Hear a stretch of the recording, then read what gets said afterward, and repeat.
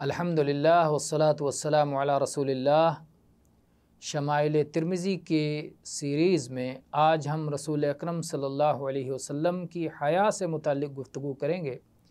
ابو سعید خدری رضی اللہ عنہ فرماتے ہیں، کان رسول اللہ صلی اللہ علیہ وعلی آلہ وسلم اشد حیاء من العذراء فی خدرها وکان اذا کرہ شیئا عرف فی وجہہ، کہ اللہ کے رسول صلی اللہ علیہ وسلم ایک پردہ نشین کنواری لڑکی سے بھی زیادہ حیادار تھے۔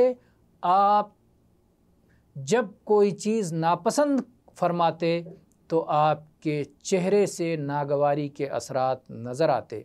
یہ حدیث امام بخاری رحمہ اللہ نے صفت النبی صلی اللہ علیہ وسلم میں، اور ایسے ہی کتاب الادب میں، اور ایسے ہی امام مسلم رحمہ اللہ نے فضائل النبی صلی اللہ علیہ وسلم میں ذکر کیا ہے، اور حدیث کی دوسری کتابوں میں بھی یہ حدیث موجود ہے۔ شمائل ترمذی کا یہ سلسلہ امام ترمذی رحمہ اللہ کی کتاب الشمائل سے ہے، جسے تحقیق کیا اور اختصار کیا ہے علامہ البانی رحمہ اللہ نے۔ تو یہ رسول اکرم صلی اللہ علیہ وسلم کی حیا کا تذکرہ تھا۔ والحمدللہ رب العالمین۔